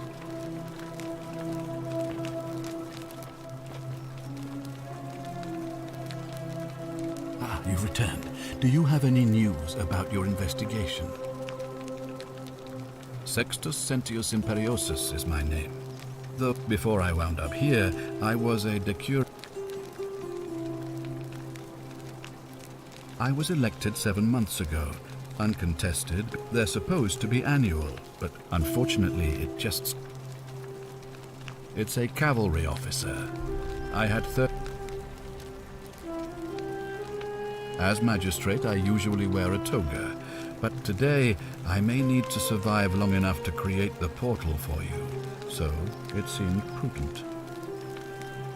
My men and I were at the Emporium in... Now the port is usually bustling, but they were trying to escape a terrible fire. Unfortunately, the next thing I knew, I was waking up. I went looking for my horse, and... Very well. If I did, I'd have led these people out of here. I've had plenty of time to think about it. I've always considered my guide our survival and prosperity. Give the gods what they want, and we all... The real enemy in this place... I trust that... Thank you. I'll be waiting here for news.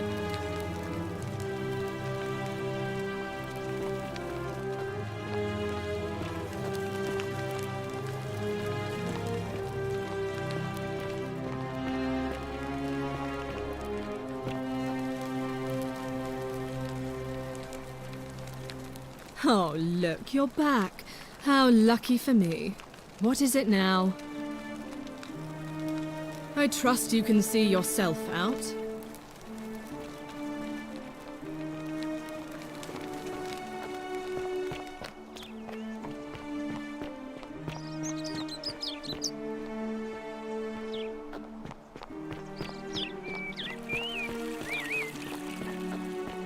How come you're allowed a weapon and I'm not?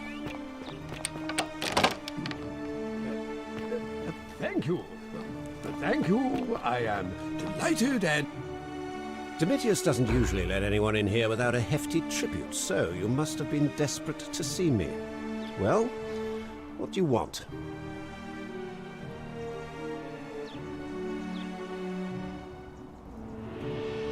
Of course not.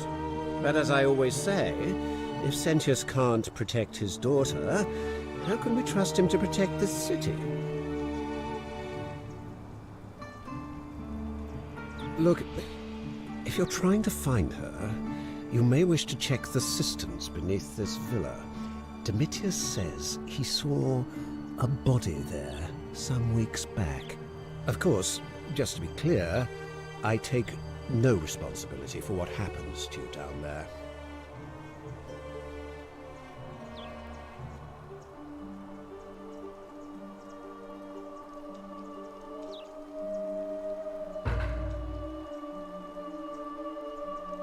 My name is Marcus Malleolus Gurgis.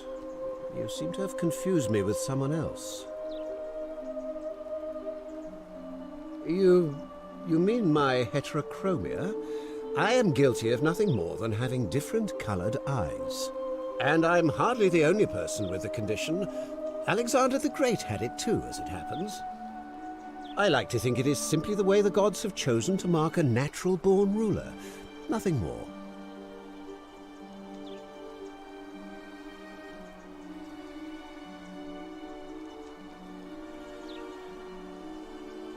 Unlikely, because it simply isn't true. Now, was there something else you wanted? Are you insane? You barge into my villa uninvited and then make outrageous demands? Why would I withdraw from an election I'm bound to win?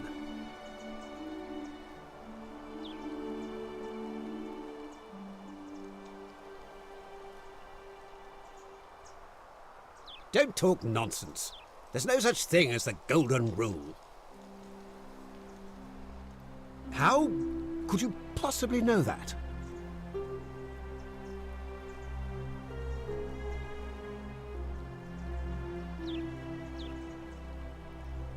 Nonsense! This is nonsense! I don't know how you know about my plans, but I'm absolutely sure Sentius is involved somehow. And now, I'm going to enjoy watching Domitius kill him even more. Now, get out of here! You outstayed your very limited welcome.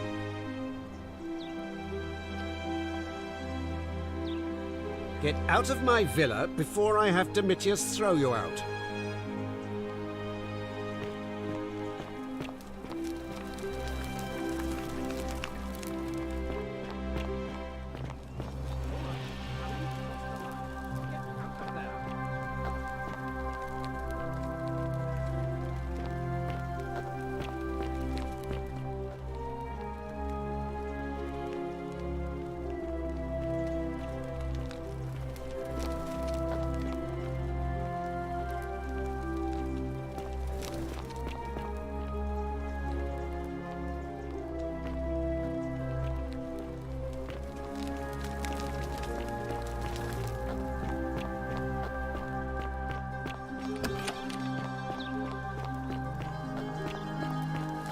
Hey, you're not thinking about going into the cistern, are you?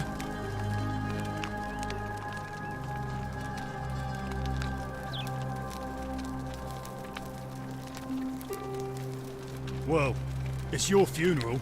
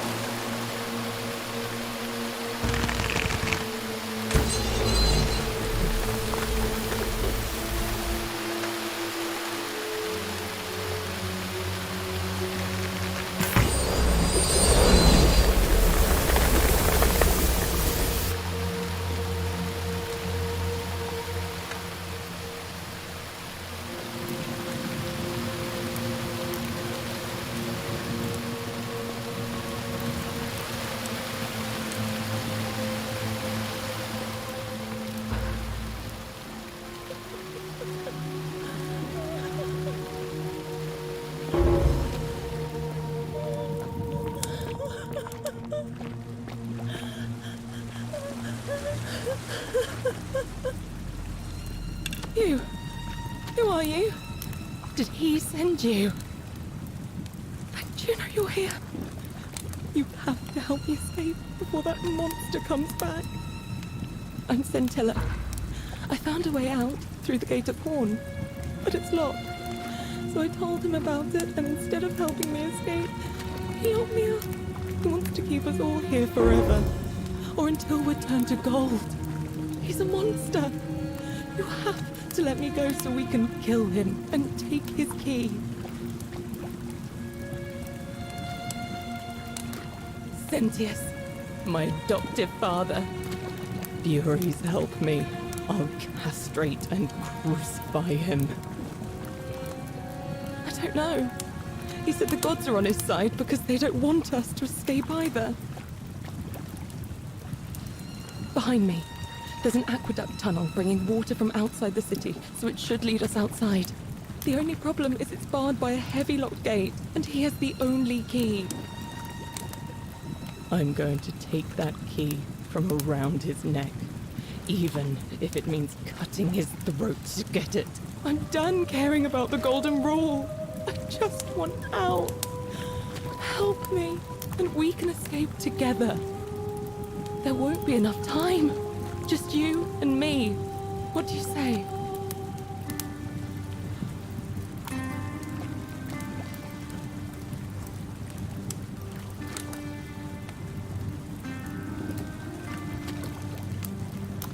There's no time. Wait, did you hear that? He's here. Quick, you have to let me go. It's now or never.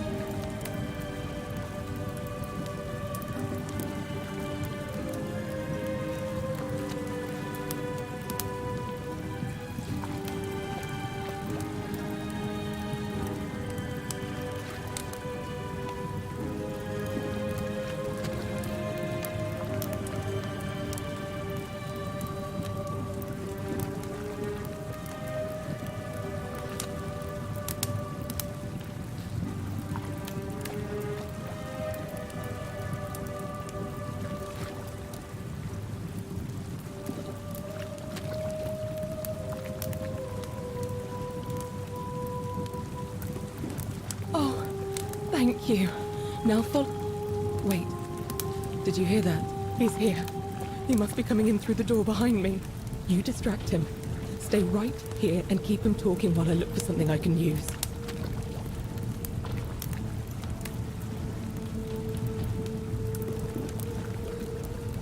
What did you do with Scintilla? Where is she?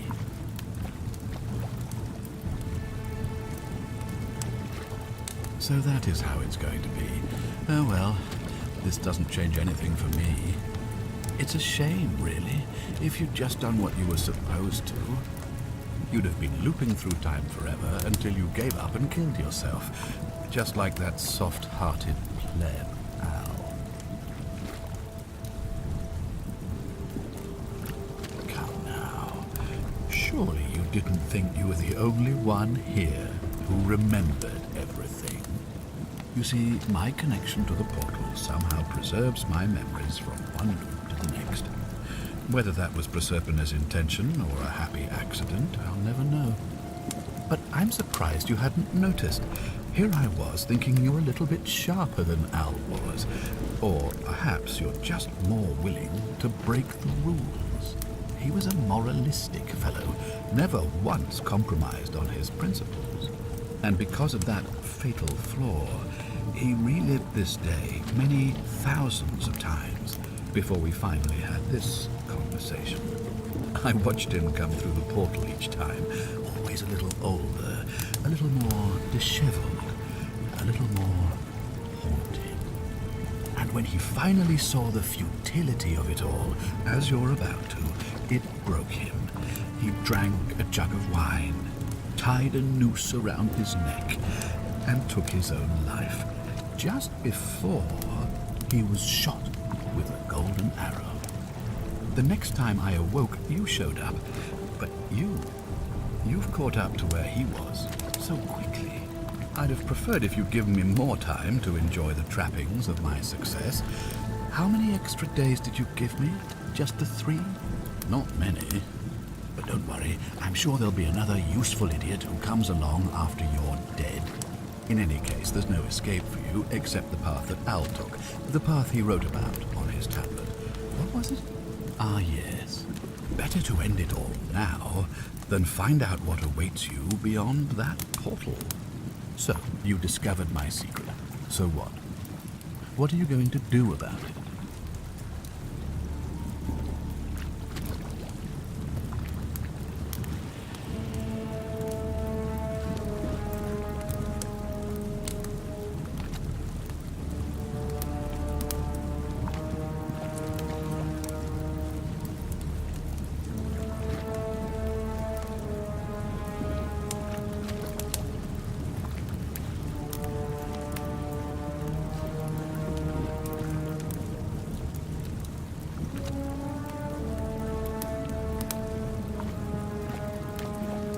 Why? Isn't it obvious? Because I have grown attached to all this. My title, my beautiful villa, the sun on my face, the music of birds chirping. And as long as this day keeps repeating itself, I get to enjoy it all, over and over again, for eternity. Don't you see? I have found a way to prolong my life indefinitely, to cheat death. I have become, in effect, as immortal as the gods. Can you honestly say you would not wish the same for yourself? Of course, there's no way you could have succeeded. Every soul who has ever found themselves here has broken the golden rule eventually. It is inevitable. Man will always sin sooner or later. Any idiot could tell you this, but where others might see tragedy, I saw opportunity. As I told you the first time we met, I found a way to cheat death by reliving the same day over and over again forever. And I will continue living long after your dust. Do you really think you can take on a Decurion with that flimsy little bird? Who? Scintilla? Where is she? I'm right here, Father.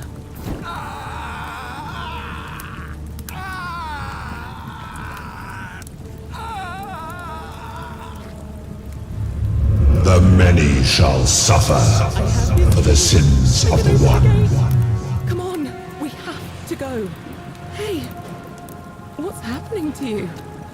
That light, it's so bright.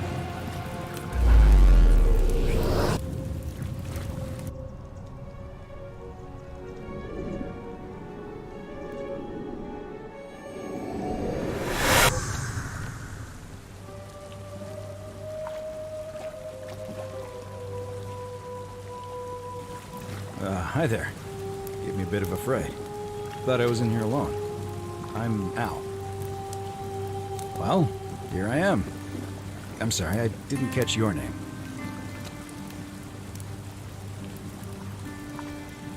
Funny you should ask. I was just reading an old tablet I found here. Well, trying. My Latin is kinda rusty, but the last entry mentioned someone with the same name. It described an event about 2,000 years ago. Someone with your name appeared in the city out of the shrine of Proserpina. Freed an imprisoned woman named Scintilla, who then murdered her captor, breaking some kind of ancient law.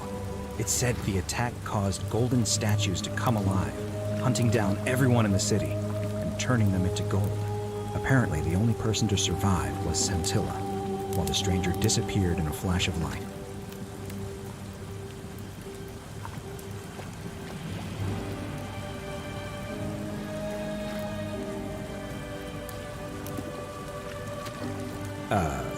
What?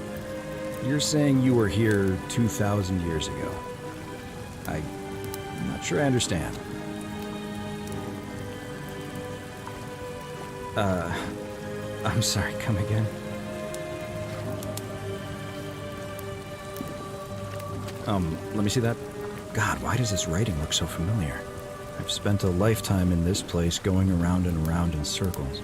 This is disturbing, but I don't understand how I could have written it. I'm not following.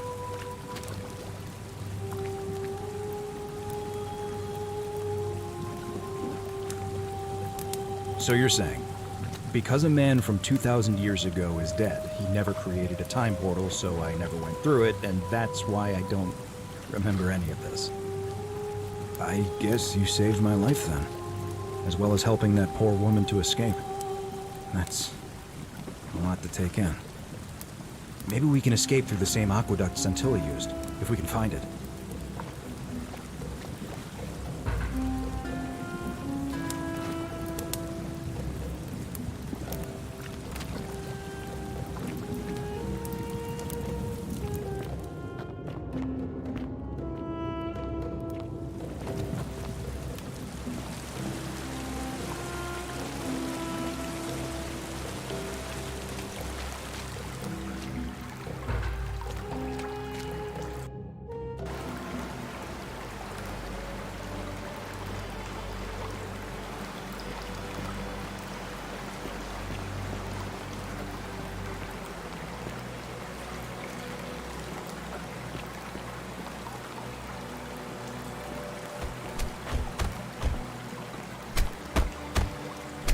I'm gonna pause here for a moment and make sure nobody else has ever lured into this temple. You go on ahead, and I'll be there soon.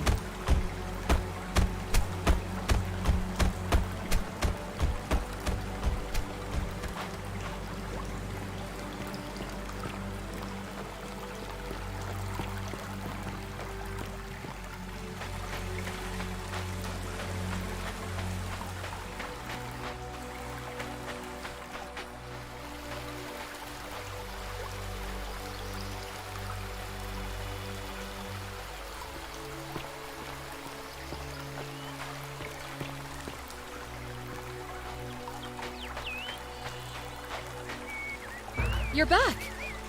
But you're alone. Does that mean you didn't find Al? Oh, what a relief. Thank you so much. I was beginning to think you'd both become trapped in there. Why don't you tell me what you discovered while we wait? Really? Sounds amazing. And did you... Oh, look! Here he comes. Al! It's so good to see you. You were gone so long I thought I'd never see you again. Kinda lost track of time in there. You wouldn't believe what we found.